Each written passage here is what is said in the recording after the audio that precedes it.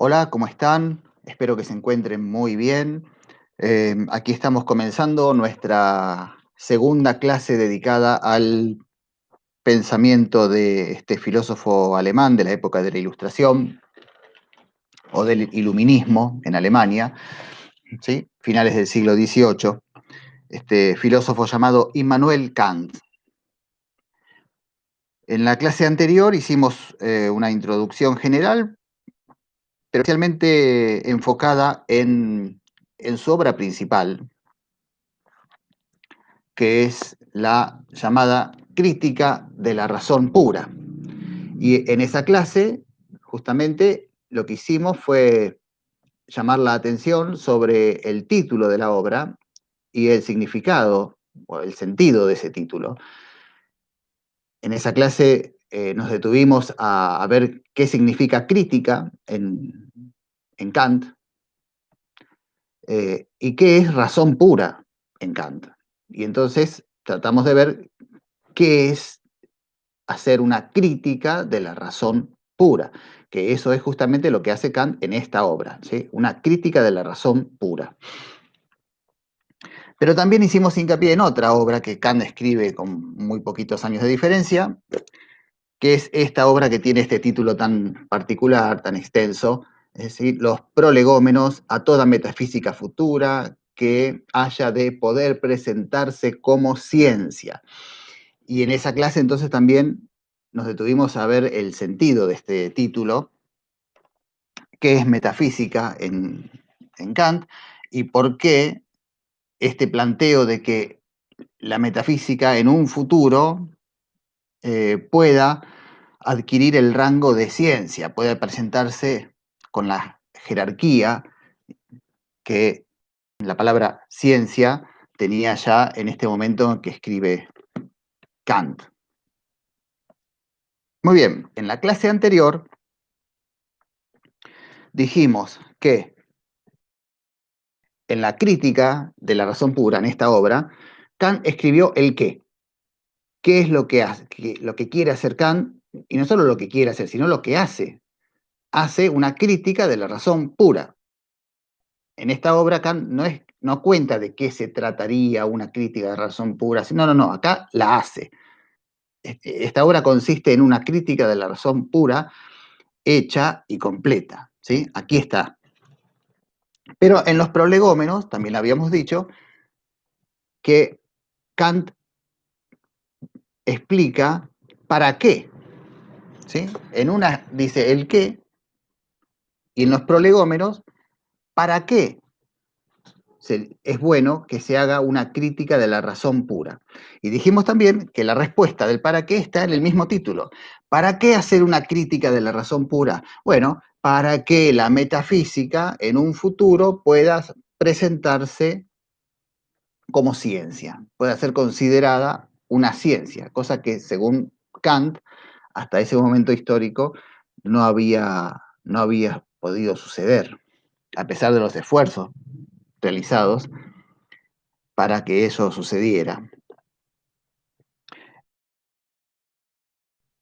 Y entonces, ¿hoy qué vamos a ver? Bueno, hoy vamos a leer el prólogo que Kant escribe a la segunda edición de la Crítica de la Razón Pura,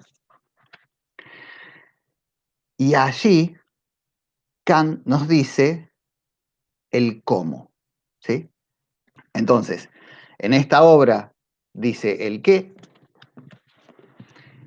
en esta el para qué, y en la de hoy, en el texto que vamos a leer hoy, dice cómo hay que hacer para que la metafísica pueda convertirse en ciencia en el futuro. Y ese cómo es un concepto muy kantiano, muy importante, que nosotros no podemos desconocer, y ese concepto es generalmente conocido como el giro copernicano.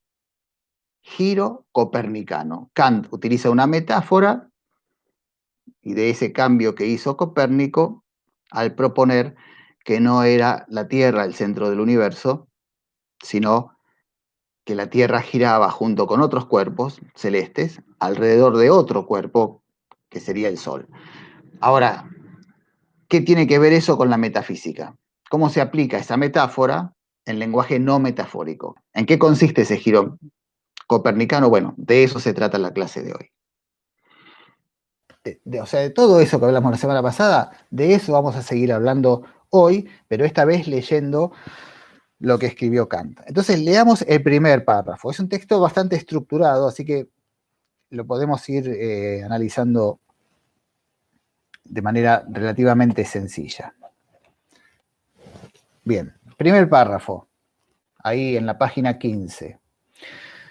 Dice Kant, si acaso la elaboración de los conocimientos que pertenecen al negocio de la razón ha tomado o no el andar seguro de una ciencia, pronto se puede ver por el resultado. Si esa elaboración, después de hacer muchos intentos y preparativos, queda atascada tan pronto como está por llegar a la meta, o si para alcanzar esa meta debe volver atrás muchas veces y tomar otro camino, o también, si no es posible poner de acuerdo a los diferentes colaboradores acerca de la manera como debe ponerse en obra la intención común, entonces se puede estar convencido de que un estudio tal no ha tomado todavía, ni con mucho, el andar seguro de una ciencia, sino que es un mero tanteo. Bien, hasta ahí. Kant quiere, según dijo en el título de los prolegómenos, que la metafísica, o sea, lo que la metafísica, lo que la razón puede conocer sin el auxilio de los sentidos, eso habíamos dicho que era metafísica para Kant, a grandes rasgos, que la metafísica pueda convertirse en ciencia. ¿Y cómo darse cuenta si un saber cualquiera adquirió o está adquiriendo la categoría de ciencia? Para Kant, la ciencia es un andar seguro, ¿sí? El seguro camino de la ciencia, dice al principio de este texto. Y nombra tres características, tres rasgos que indican que ese saber, sea cual sea, puede ser considerado ciencia. Bueno, en realidad dice lo contrario acá. Tres características que indican que un saber no es todavía una ciencia. Esas tres características son las que nombró, ¿sí? Que ese saber queda atascado tan pronto como está por llegar a la meta, o bien tiene que retroceder y avanzar muchas veces, y yendo como al tanteo. Y la tercera característica que indica que eso no es una ciencia, la tercera es que las diferentes personas que estudian lo mismo, la comunidad de estudiosos, no logran ponerse de acuerdo en casi nada. Entonces, si ocurre una de esas tres cosas, o las tres, quiere decir que no estamos hablando de una ciencia, sino de alguna otra cosa, pero no de una ciencia. Eso dice en el primer párrafo. Entonces, continúa el final de este primer párrafo. Entonces dice, no es una ciencia, sino un mero tanteo. Y es ya un servicio prestado a la razón hallar, si es posible, ese camino, el camino seguro de la ciencia, aunque se deba abandonar por vano mucho de lo que estaba contenido en el propósito que antes se abrazara sin reflexión. Está diciendo que por ahí la falla puede estar en que la ambición de conocimiento era demasiado grande, hay que renunciar a algunas cosas, hay que reformular ciertos parámetros, algo hay que hacer, algo hay que modificar para que un conocimiento entre por el seguro camino de la ciencia. Y a continuación habla de tres conocimientos diferentes. De los tres, dice que entraron al seguro camino de la ciencia de distinta manera. Lo primero que dice es que la lógica es un saber que prácticamente nació como ciencia, ¿sí? Nació, cuando dice nació, ¿a qué se refiere? A la lógica de Aristóteles. Cuando Aristóteles escribió sus tratados de lógica, que los tengo aquí, este pequeño librito, según Kant, este saber llamado lógica nació adulto, completo, perfecto. Aristóteles lo estudió, lo sistematizó, lo completó y según Kant no hubo una modificación significativa en 2000 años, los 2000 años que pasaron desde la muerte de Aristóteles hasta el momento en que escribe Kant, un poco más de 2000.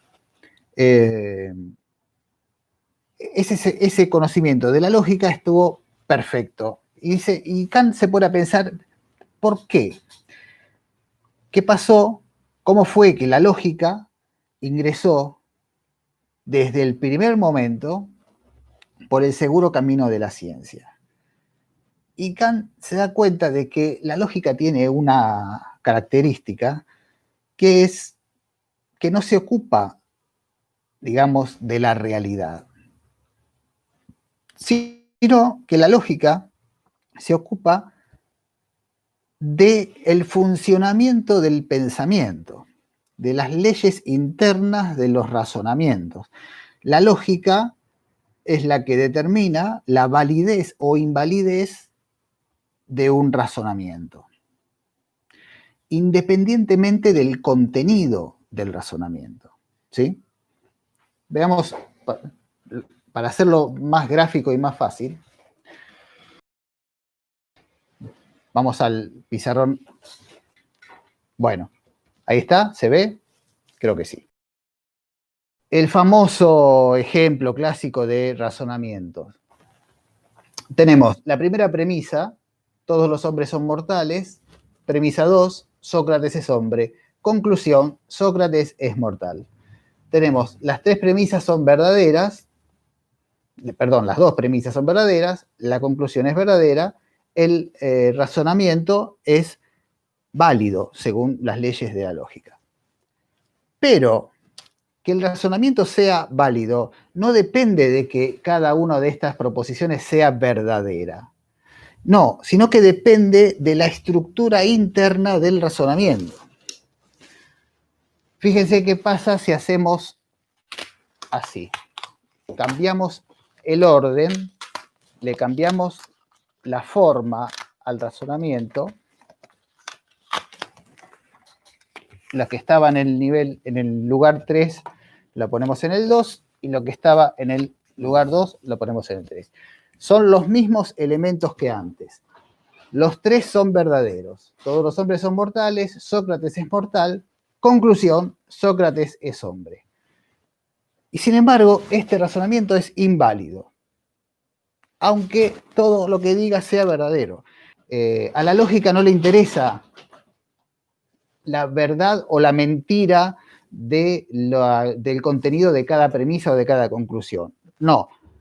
A la lógica lo que le interesa es el funcionamiento interno del razonamiento.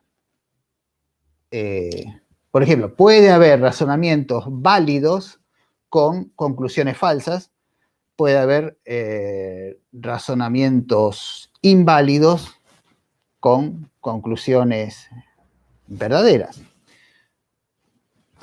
Por ejemplo, si decimos el presidente de Estados Unidos es famoso en todo el mundo. Maradona es famoso en todo el mundo. Conclusión, Maradona es el presidente de Estados Unidos. La conclusión es, el razonamiento es inválido. Pero lo que hace inválido ese razonamiento no es que el hecho de que Maradona no sea el presidente de Estados Unidos. No hay que ir a ver el diario para ver si un razonamiento es lógicamente válido o no. ¿Sí? A la lógica no le interesa quién es el presidente de Estados Unidos, no le interesa nada. Entonces, dice Kant,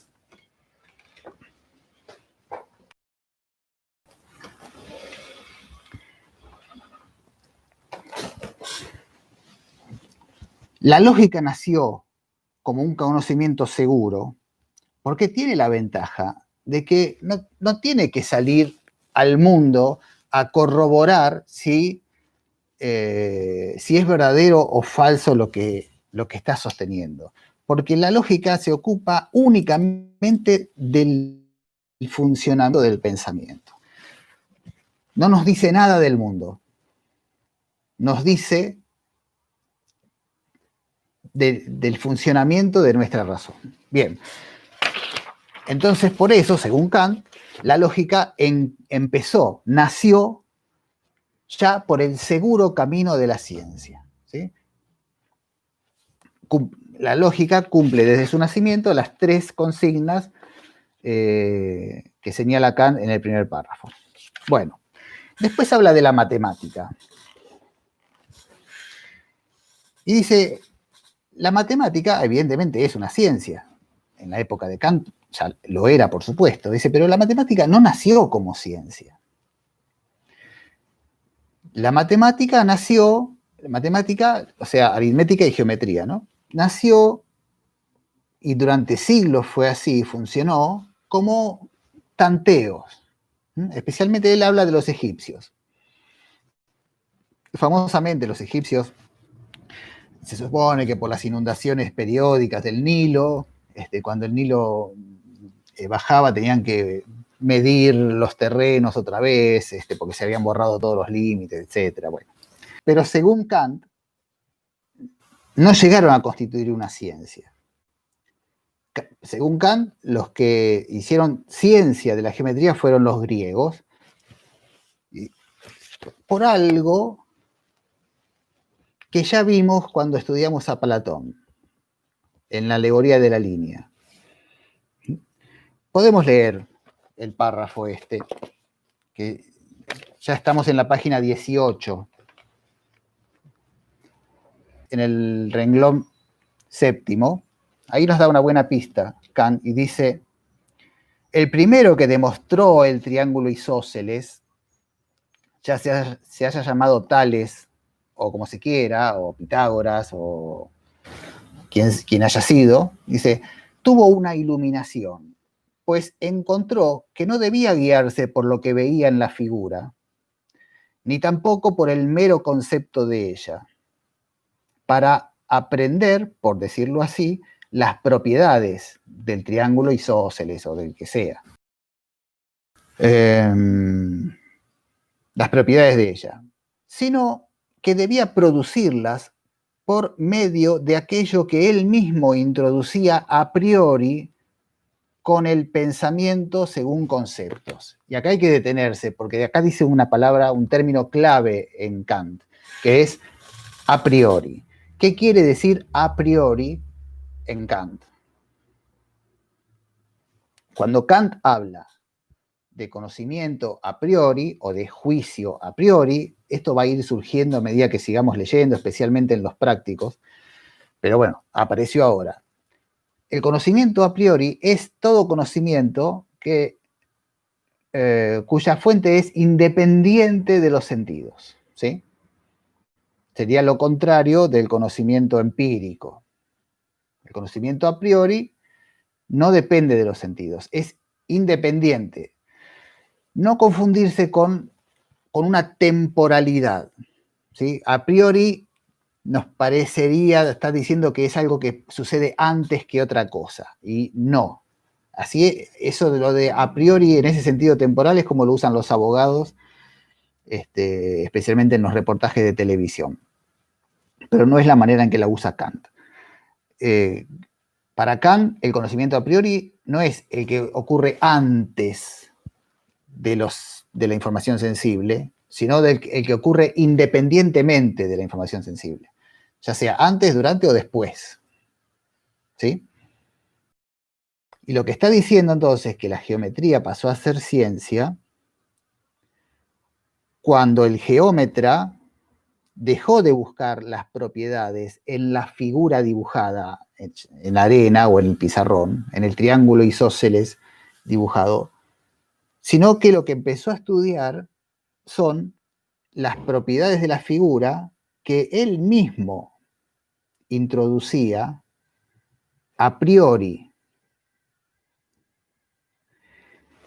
Y cuando digo introducía a priori, lo que está diciendo Kant es que los conocimientos a priori son conocimientos que el sujeto genera desde sí, desde su propia razón.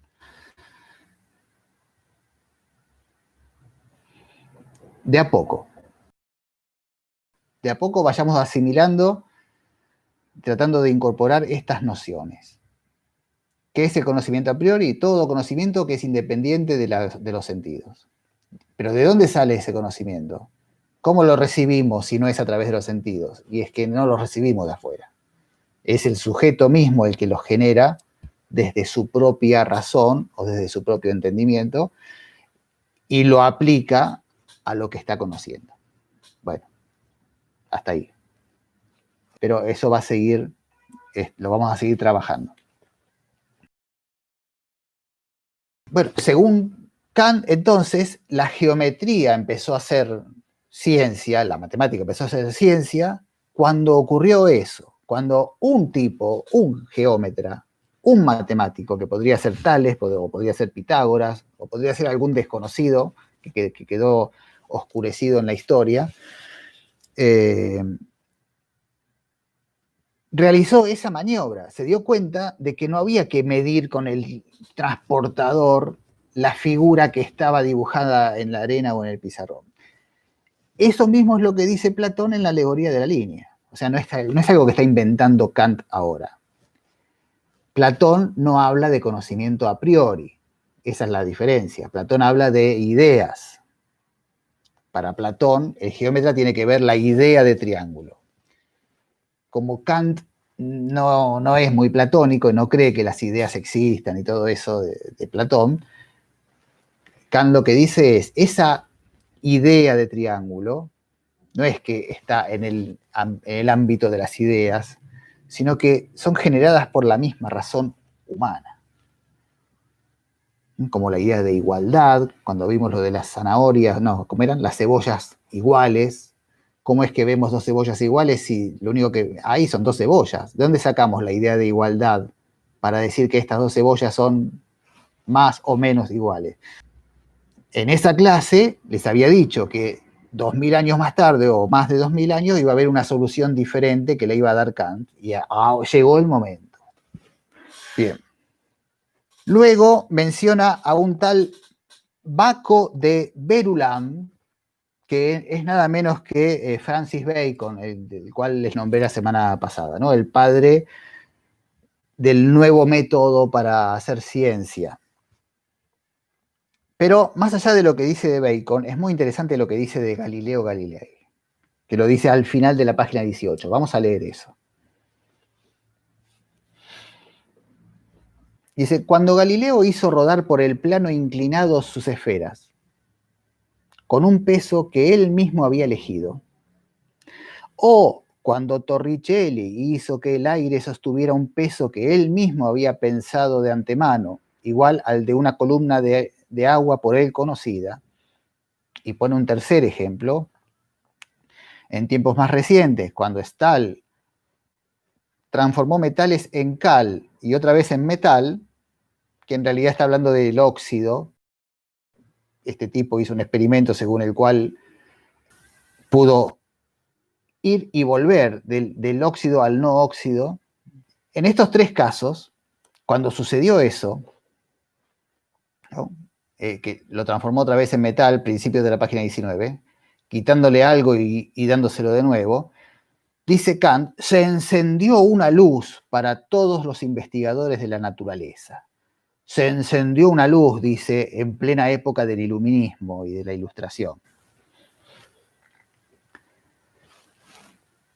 Y lo que viene ahora, este es el núcleo kantiano.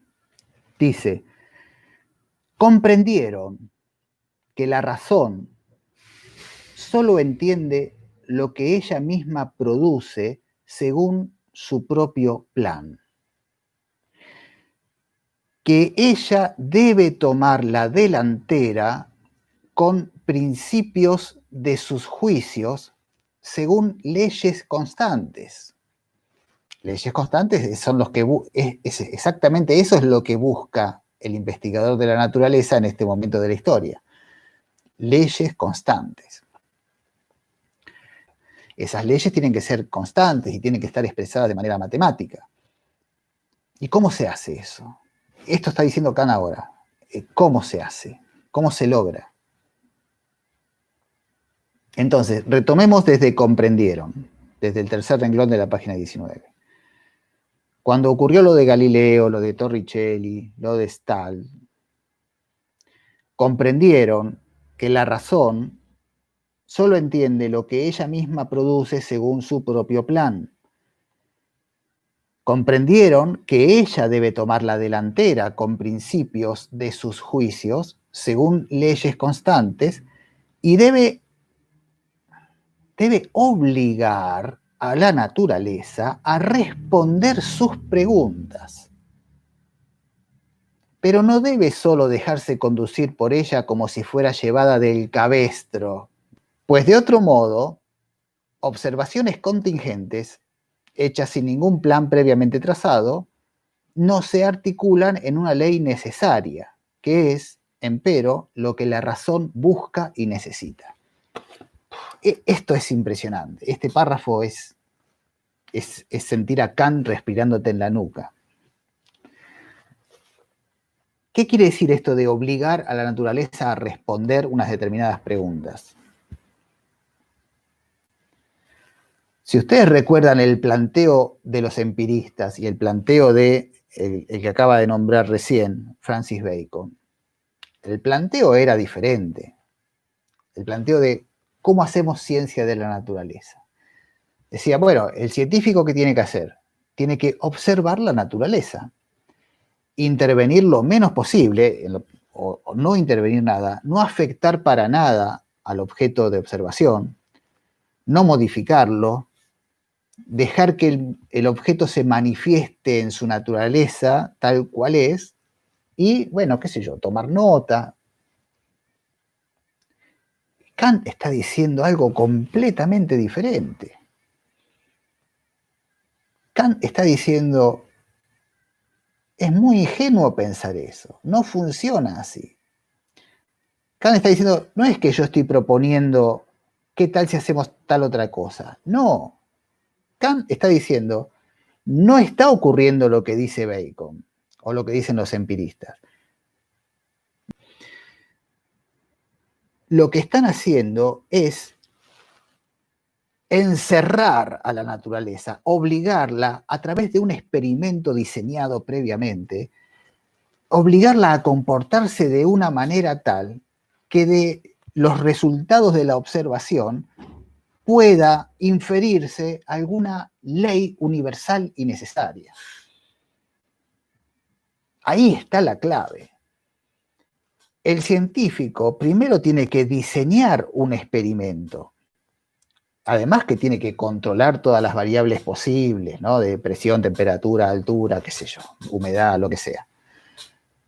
Todo eso tiene que estar registrado y controlado. Pero no se trata simplemente de, bueno, un plano inclinado y hago rodar unas bolitas a ver qué pasa. ¿Y qué va a pasar? Sí, se van a caer, van a rodar y ¿con eso qué hacemos? No. De lo que se trata es de que el plano inclinado va a tener un ángulo determinado que yo decido. Los cuerpos que van a rodar van a tener una forma, un peso que yo decido, y yo voy a tomar las medidas de cuánto tarda en recorrer determinado periodo, etcétera, etcétera, etcétera, porque previamente pensé que si yo logro hacer esas observaciones, eso me va a servir para llegar al enunciado de una ley general, necesaria y universal. Porque lo que yo necesito es encerrar a la naturaleza, al movimiento de los cuerpos, en leyes. No se trata simplemente de observar. Se trata de hacerle preguntas como un fiscal ante un acusado. Un buen fiscal ¿qué hace? Prepara un buen cuestionario. No le dice al acusado, bueno, a ver, cuénteme lo que quiera de su vida. No, no es un psicólogo. El científico interviene en la naturaleza, le hace las preguntas de tal manera que diga lo que yo quiero que diga, que responda lo que yo quiero que me responda. No que diga cualquier cosa, o sea, no simplemente observar qué ocurre. Yo quiero saber si este determinado material, este metal o este plástico nuevo que inventé, cómo responde en el vacío y con una temperatura de 345 grados Kelvin, qué sé yo, para ver qué pasa. ¿Y cómo hago? ¿Voy a esperar a ver que se dé esa temperatura? Y por otra parte, ¿dónde hay vacío en la naturaleza? No hay, tengo que fabricarlo yo. O sea, yo tengo que crear las condiciones, tengo que crear todo de una manera racional para que el resultado de ese experimento sea fructífero, sea útil. Cuando yo era chico jugaba al experimento. Y me iba al fondo de mi casa y agarraba barro, y agarraba tierrita, agarraba pastito, algún tacho viejo, mezclaba todo, le agregaba agua podrida o Coca-Cola, lo que sea, y hacía el experimento. ¿Y con eso qué? No, eso no es un experimento científico, eso es jugar al experimento. ¿Por qué? Porque de allí no sale ninguna ley universal, no sale ningún conocimiento acerca de la naturaleza. Lo único que se aprende es que te manchás con eso la ropa y tu mamá te reta, pero eso no es un conocimiento científico. Para diseñar el experimento, la razón tiene que intervenir, tiene que obligar a su objeto de estudio a responder las preguntas que el científico quiere. O sea, tiene que obligarlo a actuar de una determinada manera. Entonces dice, la razón, estamos de la mitad un poquito para arriba, la razón, página 19, llevando en una mano sus principios, los principios propios de la razón, que son, ¿cuáles? Por ejemplo, los de la lógica, por ejemplo. La razón, llevando en una mano sus principios, solo según los cuales los fenómenos coincidentes pueden valer por leyes. Y en la otra mano el experimento que ella ha concebido según esos mismos principios. Entonces, de esa manera, la razón, con sus principios y con un experimento en la otra mano, de esa manera debe dirigirse a la naturaleza para ser instruido por esta, para aprender de la naturaleza. Claro que sí, pero no en calidad de un escolar que deja que el maestro le diga cuanto quiera, sino en calidad de un juez en ejercicio de su cargo, que obliga a los testigos a responder las preguntas que él les plantea. Y así, incluso, la física tiene que agradecer la tan provechosa revolución de su manera de pensar únicamente a la ocurrencia de buscar en la naturaleza, no atribuirle en forma infundada, sino de buscar en la naturaleza, de acuerdo con lo que la razón misma introduce en ella, aquello que debe aprender de ella. ¿Sí? O sea, la razón aprende de la naturaleza lo que la razón misma pone primero en la naturaleza, y no otra cosa. Lo otro que aprende, simplemente observando, sin poner ella algo previo, no es ciencia, es cualquier cosa. Son, como dice antes, fenómenos coincidentes. Pero fenómenos coincidentes que no pueden ser enlazados dentro de una ley universal, que es lo que la ciencia necesita. Entonces, estamos terminando la página 19, estamos hacia el final. Ahí donde está entre corchetes, la B larga y el número 14 en números romanos. Entonces, buscar en la naturaleza, de acuerdo con lo que la razón misma introduce en ella, aquello que debe aprender de ella. De lo cual ella, por sí misma, no sabría nada. Fíjense cómo en estas últimas palabras se acaba de diferenciar de los racionalistas. Es muy claro que se está diferenciando de los empiristas. Recuerden los dos bandos de los que hablamos la semana pasada, ¿no? Empirismo, todo conocimiento es únicamente proveniente de los sentidos. Racionalismo, todo conocimiento es de la razón y los sentidos engañan, no sirven para nada, son una porquería, hay que desconfiar de ellos, son inseguros, etc. Y hasta ahora claramente parecía diferenciarse de los empiristas, como diciendo, no, es la razón tiene que actuar, la razón. Pero acá, en esto último, acaba de decir algo muy importante, porque dice que la razón misma, por ella misma, sin la observación, no podría saber nada. Claramente, palazo para los racionalistas.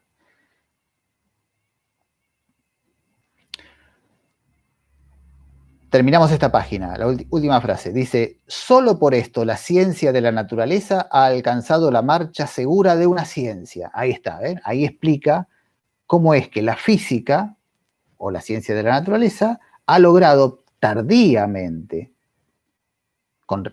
si lo comparamos con respecto a la lógica o con respecto a la matemática, la física tardó siglos y siglos y siglos en convertirse en ciencia. Era algo muy reciente cuando escribe Kant.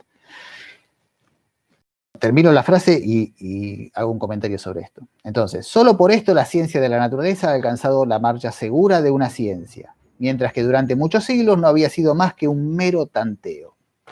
Y acá hay que decir algo, un dato histórico que nos ubica mejor en lo que, a qué se está refiriendo Kant, porque desde que escribió Descartes, el inicio de todo esto, ¿no? Del pensamiento racionalista y la investigación acerca de la naturaleza, y en el espacio que ocurrió entre Descartes y Kant, y con unos 150 años, en el medio ocurrió algo mucho más sorprendente que lo que aquí nombra Kant, que es Galileo o Torricelli o Stahl.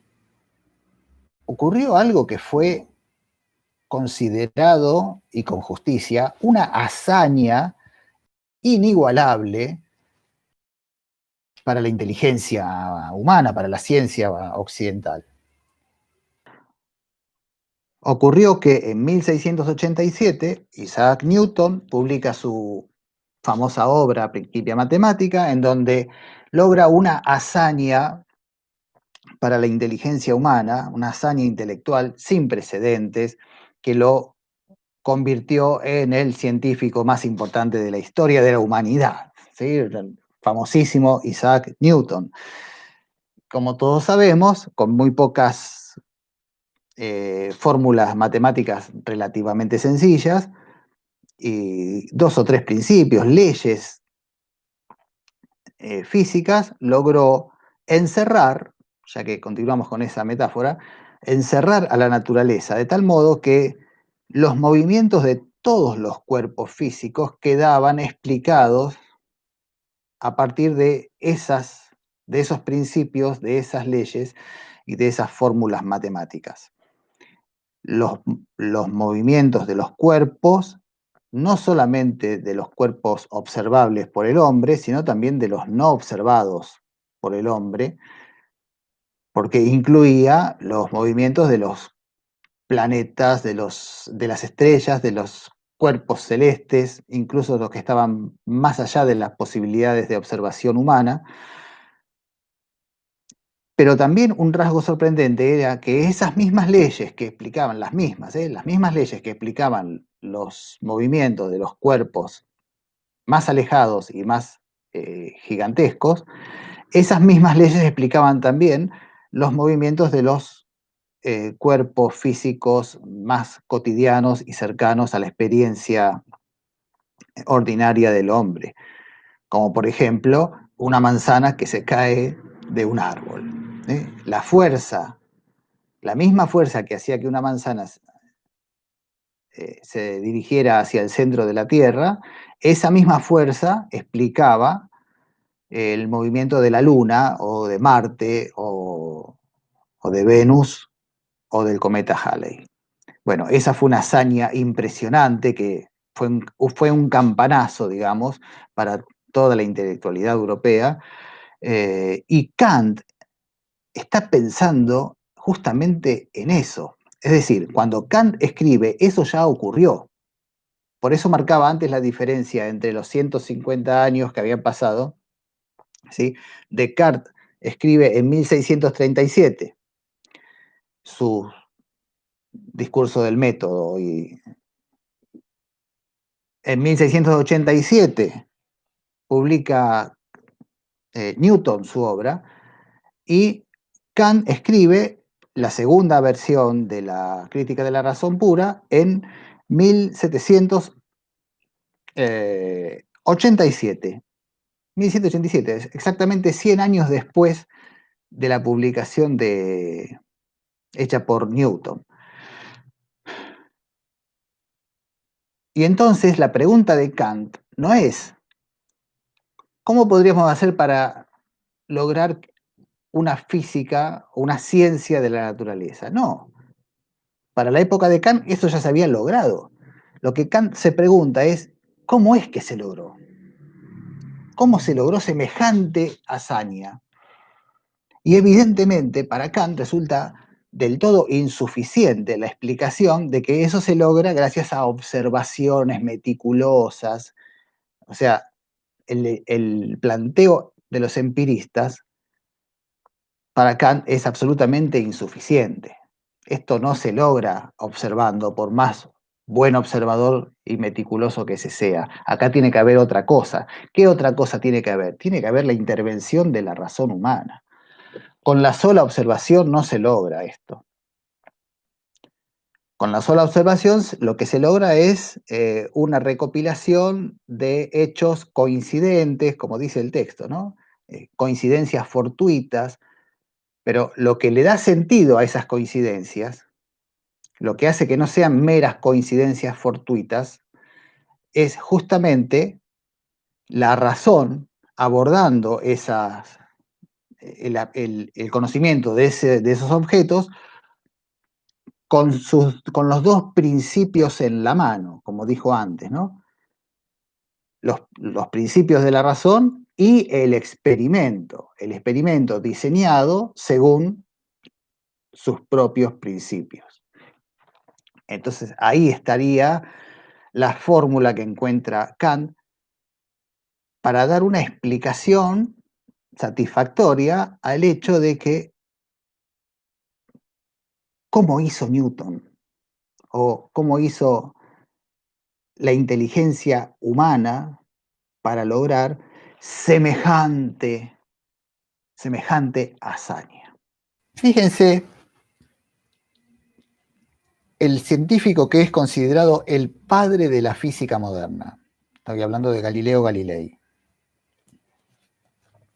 en una obra de 1623, Galileo Galilei escribe esta frase que es muy famosa y que aparece en muchos libros de física.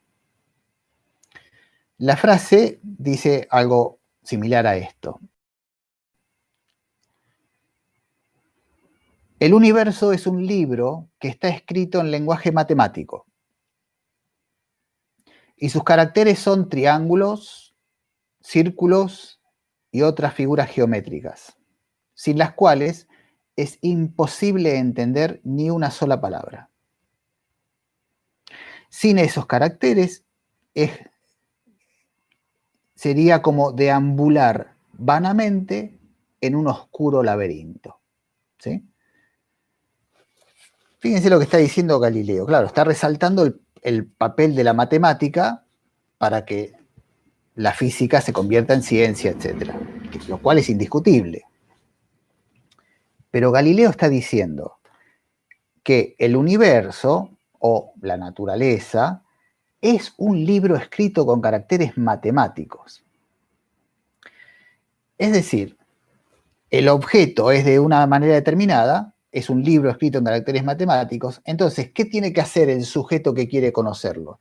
Tiene que adaptarse a lo que el objeto dice, a lo que el objeto indica. El hombre inteligente tiene que utilizar su capacidad de conocimiento adaptándola a lo que el objeto es por su naturaleza.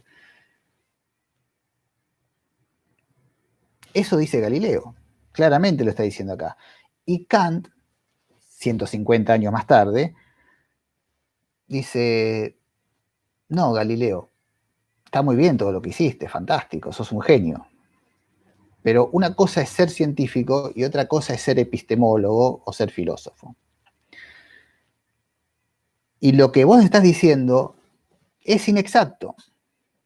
No se trata, según Kant, no se trata de que el mundo o la naturaleza es matemática y está estructurada y funciona según leyes matemáticas y que entonces el científico lo que tiene que hacer es asomarse a observar como si leyera un libro de matemáticas. No es así. Según Kant, la cuestión es al revés. La naturaleza no es matemática. Y en la naturaleza no hay leyes matemáticas, tampoco hay leyes de la naturaleza. Las leyes de la naturaleza no están en la naturaleza y lo que hay que hacer entonces es observar lo que hay. No, las leyes de la naturaleza las pone el hombre, la razón humana, en su intervención a través del experimento, a través de sus principios, los principios de funcionamiento de la propia razón, los principios a priori de la razón. Esos son los que la razón necesita encerrar a la naturaleza en leyes matemáticas para poder entender lo que pasa, para poder convertir eso en un conocimiento seguro y firme, o sea, para que la física ingrese por el camino seguro de la ciencia. Y de esa manera comprender racionalmente cómo funciona la naturaleza, anticiparse y además poder intervenir para provocar el mismo hombre, los cambios y no esperar que se produzcan por el funcionamiento natural de la naturaleza.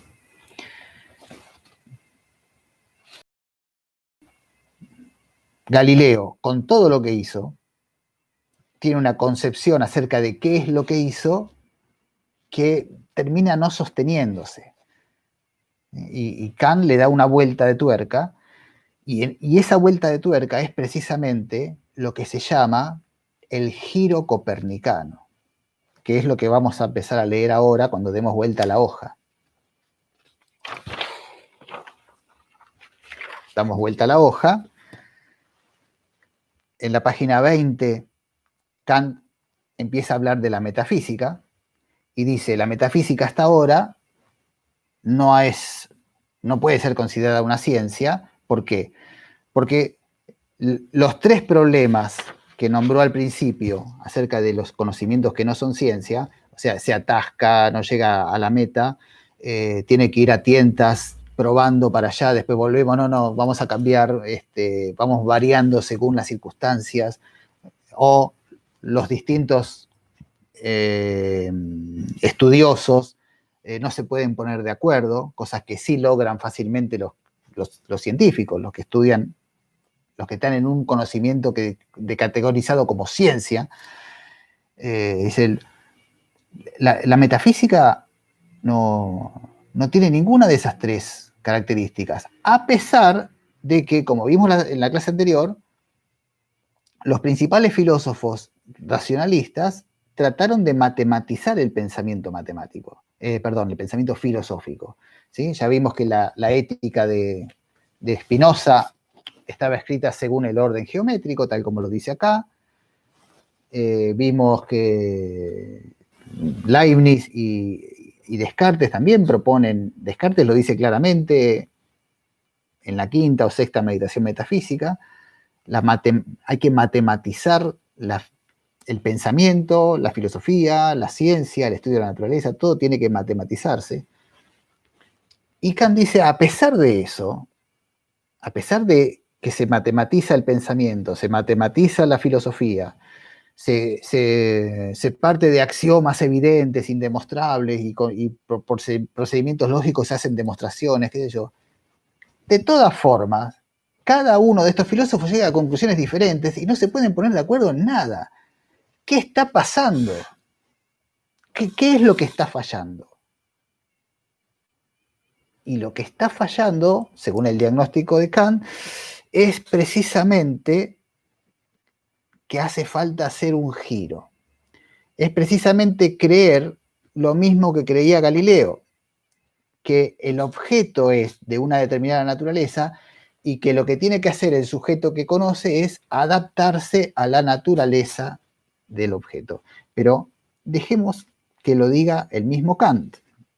Para eso vayamos a la página 21. O sea, todo lo que dije recién es lo que Kant va diciendo en la página 20 y al comienzo de la 21. Fíjense lo que dice Kant. Hasta ahora se ha supuesto que todo nuestro conocimiento debía regirse por los objetos. Todo lo que acabamos de decir.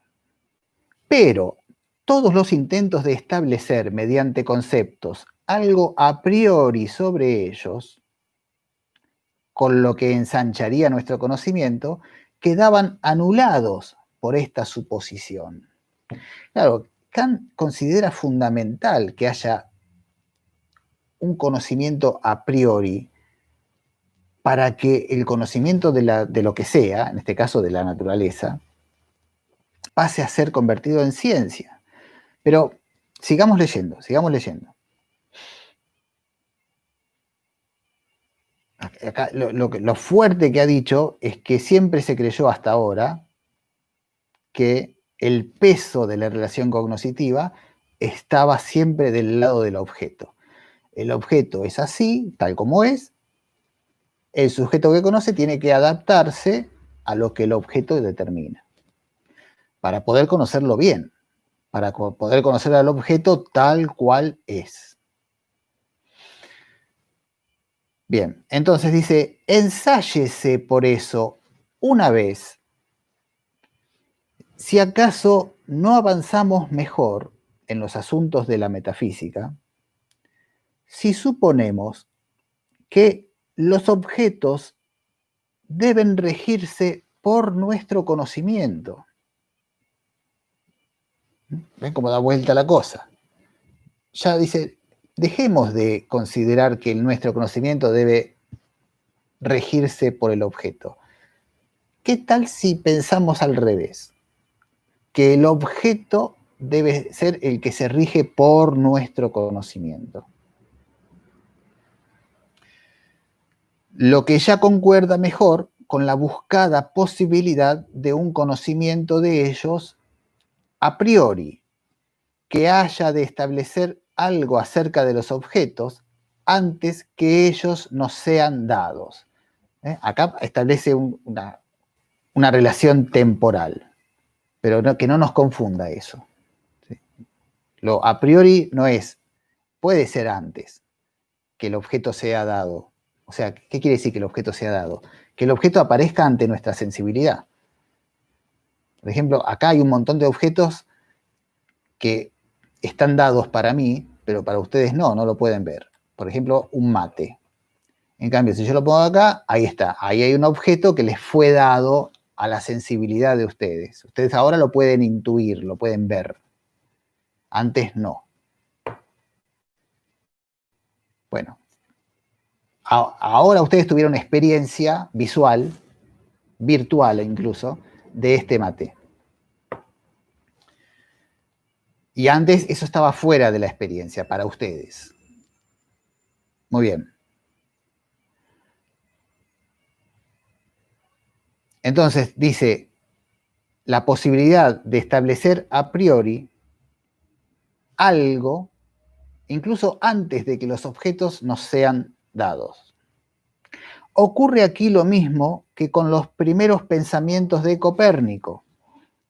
Recuerden que estamos hablando del giro copernicano, quien, al no poder adelantar bien con la explicación de los movimientos celestes, cuando suponía que todas las estrellas giraban en torno al espectador, ensayó si no tendría mejor resultado si hiciera girar al espectador y dejara en cambio en reposo a las estrellas.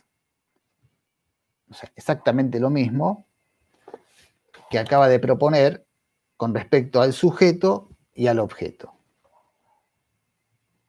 ¿No nos iría mucho mejor si supusiéramos que no es el objeto el que rige, el que lleva el peso mayor en la relación cognoscitiva, y que el sujeto lo que tiene que hacer es adaptarse a lo que el objeto manda?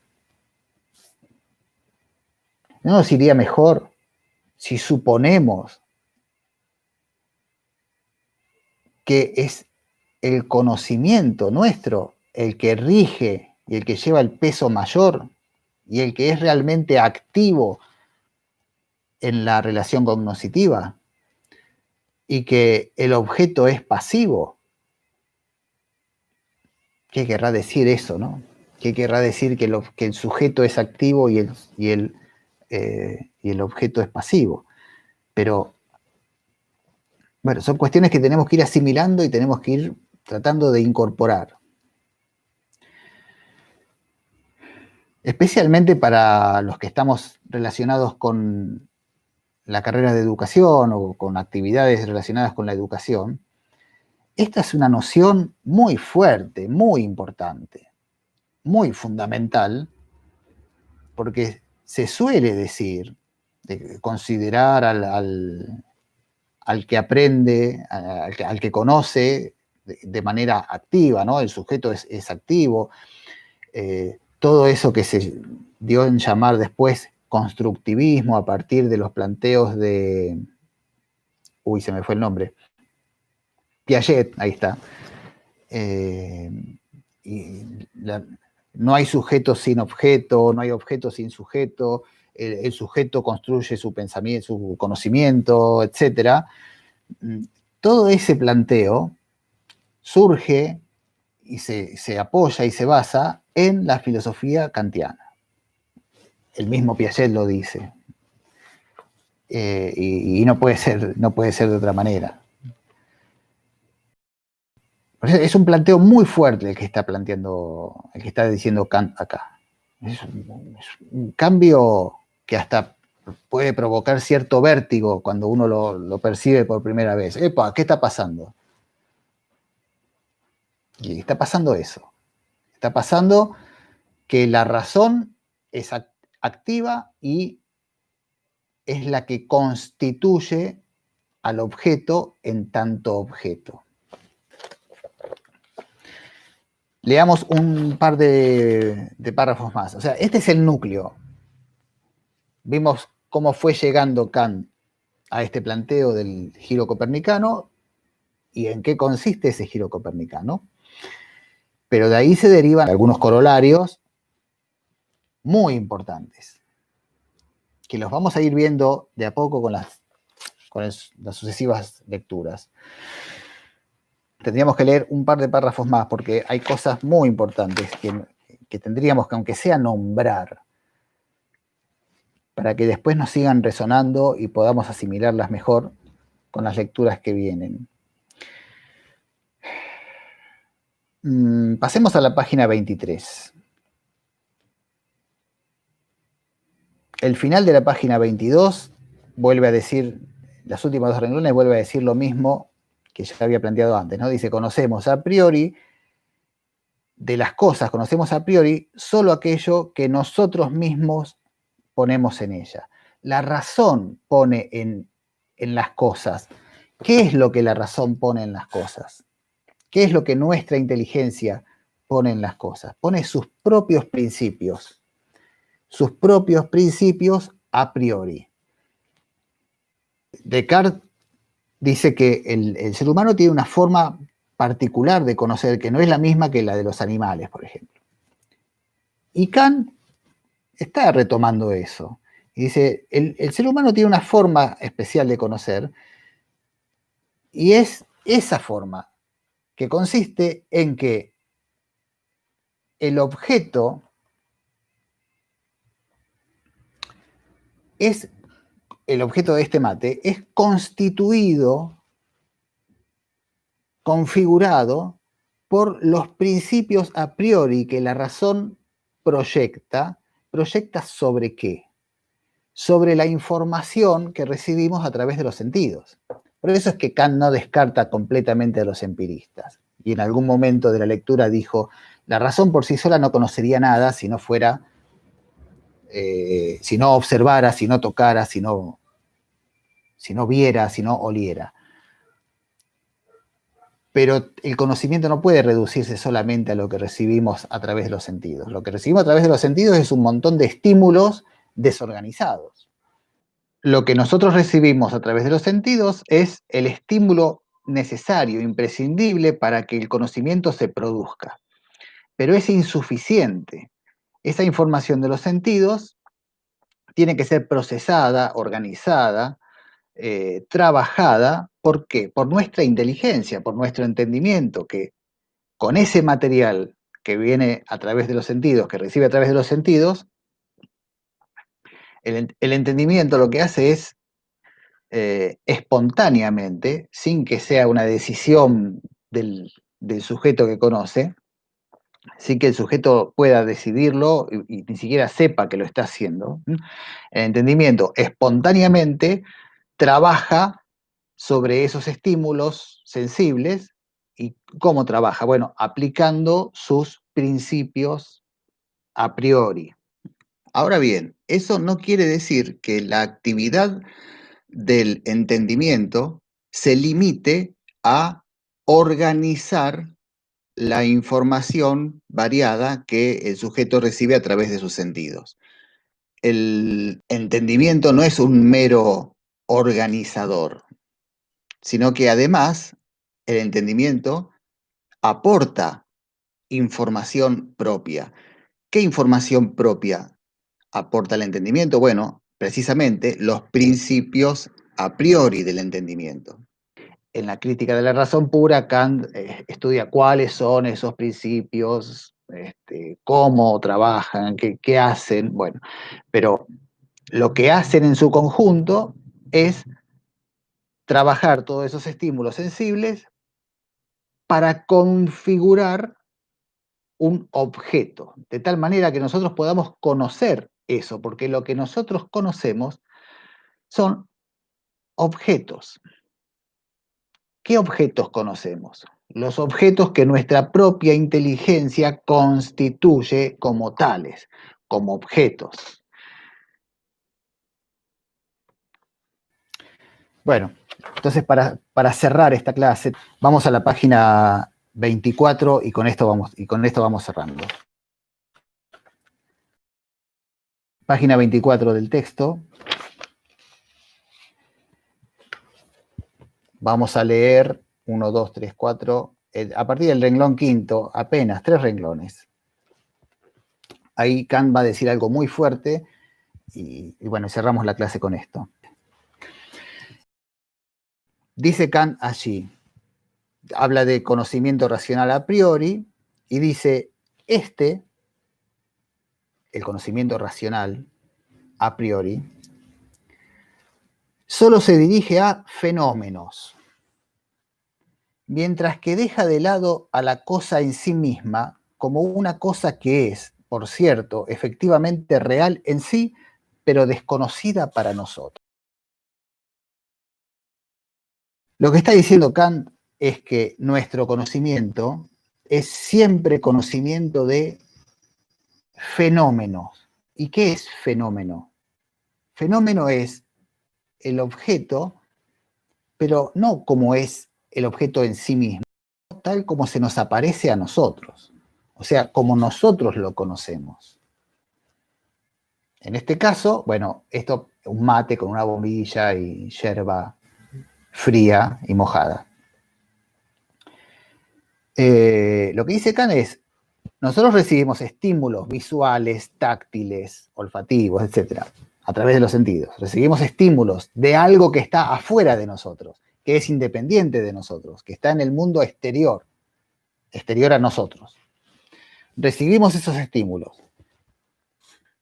Nuestra inteligencia, nuestro entendimiento, de manera espontánea, no voluntaria, no es una decisión que nosotros tomamos, sino que espontáneamente nuestro entendimiento que recibe esa información, se ve estimulado por esa información de los sentidos, lo que hace es aplicar sus principios a priori, a esa información sensible, y con eso constituye un objeto que es el objeto que nosotros conocemos. Esa es la experiencia que nosotros tenemos. A eso llama Kant experiencia. No podemos conocer a las cosas tal cual son en sí mismas, que era lo que pretendían hacer los empiristas. ¿Por qué? Porque nuestra inteligencia interviene, actúa activamente, interviene activamente sobre eso que recibimos de afuera y lo transforma de alguna manera. ¿Lo transforma en qué? En un objeto que nosotros podamos conocer. O sea que según Kant, las cosas como son en sí mismas tienen su existencia, existen, están ahí afuera en el mundo, pero están afuera de nuestro conocimiento, están afuera de nuestra conciencia, no sabemos cómo son. Las conocemos cuando ingresan a nuestra conciencia, cuando las vemos, o las pensamos, o las tocamos, pero cuando eso ocurre ya están transfiguradas, ya están afectadas por nuestra inteligencia, ya están convertidas en objetos de nuestra experiencia. No son la cosa como son en sí mismas, sino que son la cosa como son para nosotros. Y eso es lo que acaba de decir en esos 3 renglones que ya mismo repetimos, para ver si ahora nos suena de otra manera. ¿Sí? Entonces, el conocimiento racional a priori solo se dirige a fenómenos, solo conocemos fenómenos, no cosas. No las cosas como son en sí mismas, sino fenómenos, o sea, las cosas como son para nosotros, para los hombres. Mientras que deja de lado a la cosa en sí misma como una cosa que es, por cierto, efectivamente real en sí, pero desconocida para nosotros. Bueno, última aclaración. Kant, al proponer que el sujeto constituye al objeto y que lo que conocemos no es como el objeto tal como es la cosa, como es en sí misma, sino como es para nosotros, al decir eso, no está diciendo, esto es muy importante, no está diciendo que cada uno entiende las cosas a su manera, que conoce según su cultura, según su historia, según su pertenencia a una determinada comunidad, según sus conocimientos o sus ignorancias o su estado de ánimo. No está diciendo eso, no. Kant no está hablando de un sujeto empírico, sino de lo que está hablando es de un sujeto trascendental. ¿Qué quiere decir un sujeto trascendental? Quiere decir, son las condiciones básicas de conocimiento de todo hombre, independientemente de su pertenencia a una determinada cultura, a un determinado periodo histórico, a una determinada clase social. Está hablando de algo mucho más profundo y más elemental y más básico. No está hablando en un nivel psicológico. Está hablando de un nivel trascendental. Entonces, de lo que está hablando es de cómo conoce todo hombre por el hecho de ser hombre, todo ser humano por el hecho de ser humano. Todo ser humano, al ver este objeto que ya tantas veces usamos en esta clase, va a ver lo mismo. independientemente de que si el que ve este objeto sea un argentino o un uruguayo, o un noruego, o un esquimal, o un mongol. Posiblemente algunos de estos sujetos empíricos, el uruguayo y el argentino, sepan muy bien de qué se trata esto, lo entiendan, sepan que es un mate, una infusión, que se pone agua, adentro va una yerba y bueno, etcétera. Y probablemente un mongol, un ruso, un esquimal, no entienda de qué se trata este objeto. Bueno, es un recipiente con un palito. Ah, hay un agujerito en el palito. No, no sé qué es.